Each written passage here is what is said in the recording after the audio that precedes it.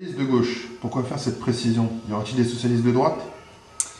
Bonjour d'abord à tous et à toutes. Oui, effectivement, il y a aujourd'hui des socialistes de droite. L'année dernière, nous nous sommes tous battus pour élire François Hollande à la présidence de la République. Ce qui a été fait, il fallait se débarrasser de Nicolas Sarkozy, qui incarne la droite la plus réactionnaire depuis très longtemps. Nous avons élu François Hollande sur la base d'un projet politique qui était ses 60 engagements pour avoir un vrai changement, le changement qui nous était promis, le changement maintenant. Nous avons dans la foulée élu une majorité absolue à l'Assemblée nationale de socialistes, donc du Parti socialiste, donc qui concernait le programme du Parti socialiste proprement dit. Donc entre les 60 engagements de François Hollande et les 30 propositions du Parti socialiste, nous avions un programme de changement. On va dire que c'était un programme de transformation de la société. Il n'était pas très à gauche, mais au moins ça permettait d'annoncer un changement auquel beaucoup de citoyens aspirent depuis un bon moment. Et après 10 ans de droite, c'était bien moins.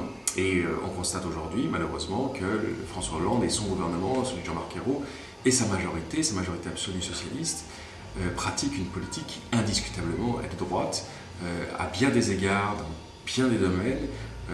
Beaucoup de citoyens nous disent, et vous portez le même jugement, beaucoup de citoyens nous disent que malheureusement, beaucoup de réformes engagées par ce gouvernement auraient très bien pu l'être par Nicolas Sarkozy et les siens. Parfois même, on s'entend dire Nicolas Sarkozy en aurait rêvé et François Hollande le fait. Donc oui, la réponse à votre question est claire. Il y a des socialistes de droite, oui. Pourquoi un nouveau parti? Vous ferez peut-être mieux de peser au sein du PS. On a beaucoup d'expérience. À titre personnel, j'ai milité pendant 30 ans au Parti socialiste. Je ne le suis plus maintenant, avec beaucoup d'autres qui ont aussi beaucoup d'ancienneté au Parti socialiste et qui l'ont quitté.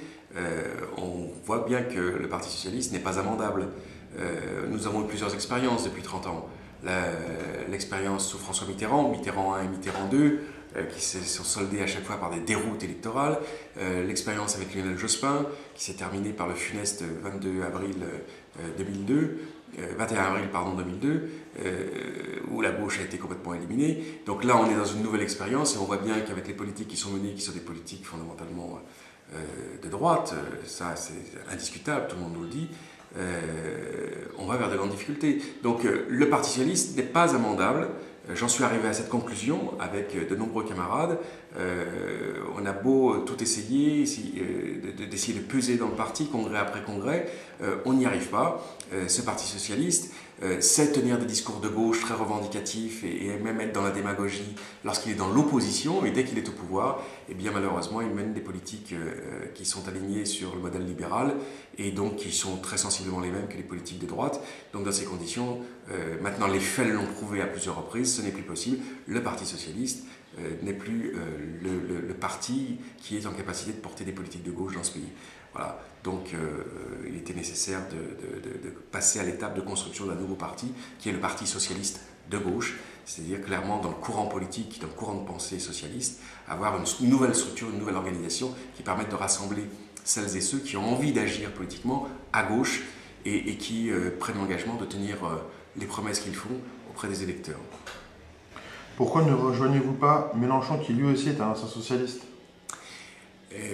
Parce que nous avons des cultures politiques très différentes.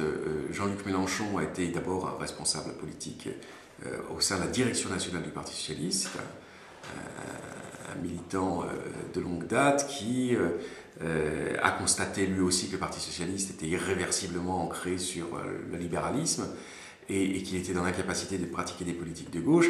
Donc il a pris la décision de quitter le Parti socialiste, de créer son parti, de rejoindre la famille communiste en créant le Front de gauche. Nous avons le même constat sur la défaillance grave du Parti socialiste, son incapacité à s'ancrer vraiment dans des politiques de gauche, mais nous ne sommes pas pour autant dans la logique de rejoindre le Parti communiste, le Front de gauche.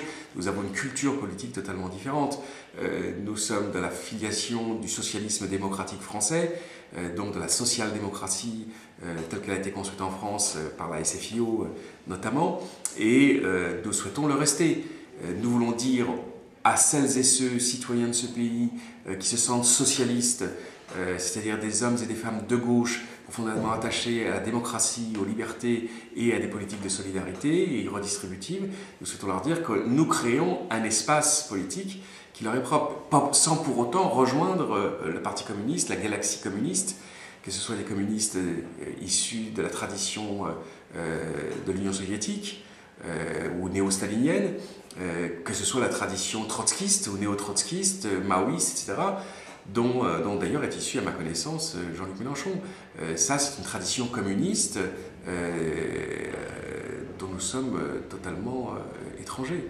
Voilà, donc encore une fois, le Parti socialiste de gauche, c'est vraiment le rassemblement des socialistes qui se sentent profondément issus de cette sensibilité très forte en France qui est celui du socialisme démocratique. Ne craignez-vous pas de diviser un peu plus la gauche avec ce nouveau parti ? Non, parce que d'abord, il ne faut pas s'inquiéter de la division, de la diversité en tout cas des forces politiques. Regardez, l'UMP a réussi à rassembler toute la droite républicaine plus le centre.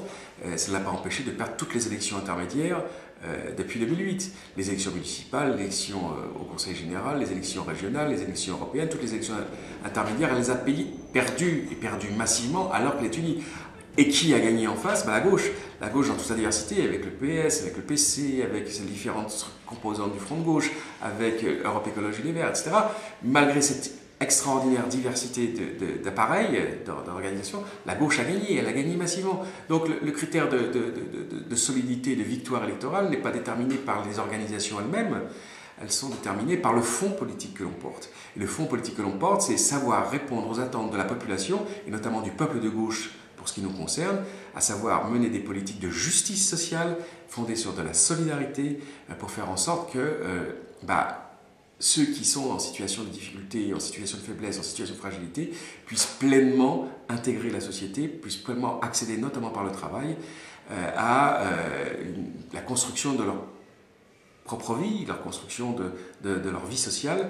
Et c'est ça notre rôle, et c'est ça notre ambition, c'est de créer un projet politique que l'on puisse mettre en œuvre et qui soit crédible, bien évidemment, et que les citoyens puissent y trouver leur compte. Et que derrière, une fois qu'on est en responsabilité, de pouvoir appliquer les engagements que l'on prend.